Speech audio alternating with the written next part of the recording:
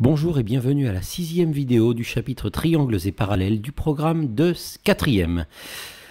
Donc maintenant dans cette vidéo nous allons mettre en évidence la conservation du parallélisme par agrandissement ou réduction. Voilà, donc j'ai dessiné une figure et je vais vous demander de la réduire. Et je vous donne, je vous donne pas exactement, je vous demande de deviner quel est le rapport de réduction. Je vous donne le choix entre 4/5 ou 5/4. Alors, est-ce que le rapport de réduction va être 4/5 ou est-ce que ça va être 5/4? Mettez la pause et essayez d'y réfléchir.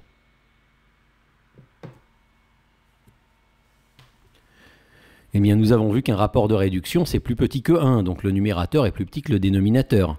5/4, ça ne peut pas être un rapport de réduction, c'est un rapport d'agrandissement. D'accord? Donc le rapport de réduction, c'est 4/5. Donc je vais vous demander de dessiner une deuxième figure dont les côtés valent les 4/5 des côtés de la première. Vous pouvez mettre la pause et essayer de le faire.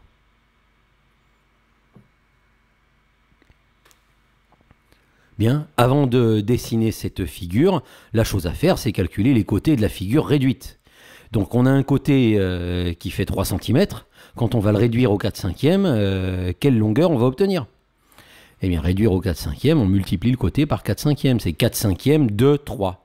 Et 4/5 de 3, c'est 4/5 fois 3. Vous vous rappelez le principe multiplicatif qui dit que le mot 2 est remplacé par une multiplication.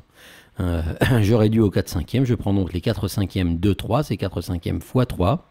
En multipliant les deux fractions, ça fait 12/5, puisque 3 c'est 3 sur 1. Et 12/5, je peux l'écrire en décimale, ça ne pose pas un problème, c'est 2,4 cm. Donc le côté de la figure réduite qui va correspondre à AB va faire 2,4 cm de long.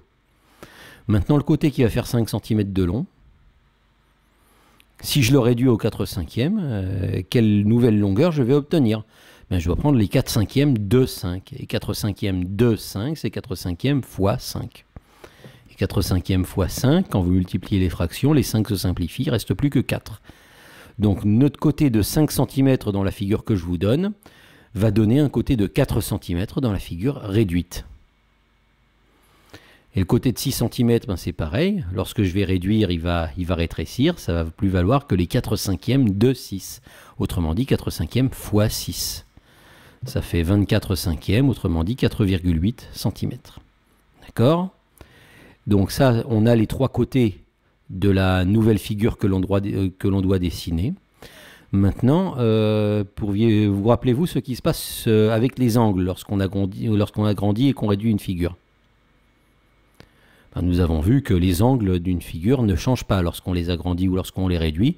Donc les angles de 53 degrés vont rester des angles de 53 degrés. Vous avez vu?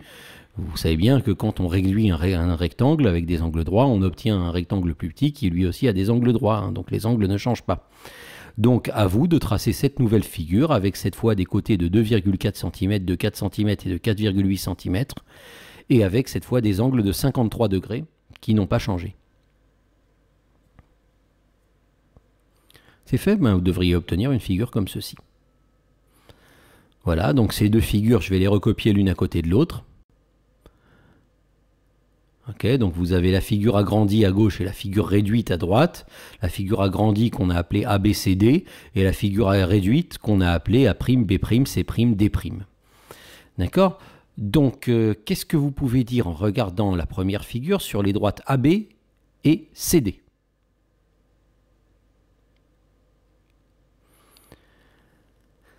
Ben, on peut remarquer qu'elles ont l'air parallèles, mais qu'est-ce qui nous dit qu'elles le sont vraiment? Effectivement, elles vont être parallèles. Qu'est-ce qui nous dit qu'elles le sont? Ben, les deux angles qui font 53 degrés. Ces deux angles-là s'appellent des angles alternes internes. Et on a vu en cinquième, vous pouvez aller revoir les vidéos si vous voulez, on a vu en cinquième que lorsque deux angles alternes internes sont égaux, ça nous donnait des droites parallèles. Donc les droites AB et CD sont parallèles car les angles alternes internes ABC et BCD sont égaux. Ils valent tous les deux 53 degrés. D'accord? Donc c'est ça qui me dit que les droites AB et CD sont vraiment parallèles. Est-ce que je peux dire la même chose sur le dessin de droite, sur les droites A'B' et C'D'? Eh bien oui, j'ai toujours des angles alternes internes qui sont égaux, donc je peux dire de la même manière que les droites A'B' et C'D' sont parallèles, car les angles alternes internes sont égaux. D'accord? Autrement dit, qu'est-ce qui s'est passé? Ben, j'ai pris une figure avec des droites parallèles. Je l'ai réduite et les droites sont restées parallèles dans la figure réduite. Les droites qui correspondaient dans la figure réduite sont restées parallèles entre elles, comme dans la figure d'origine. D'accord ? Et ça, c'est une des propriétés des agrandissements ou des réductions qui dit que lorsque vous réduisez ou vous agrandissez, les parallèles vont rester parallèles.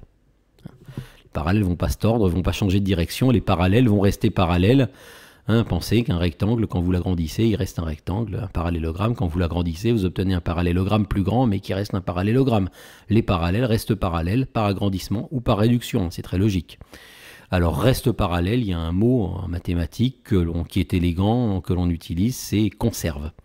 L'agrandissement et la réduction conservent le parallélisme. Ça veut dire que lorsque vous agrandissez ou que vous réduisez, ce qui était parallèle dans la figure d'origine va rester parallèle dans la figure agrandie ou réduite.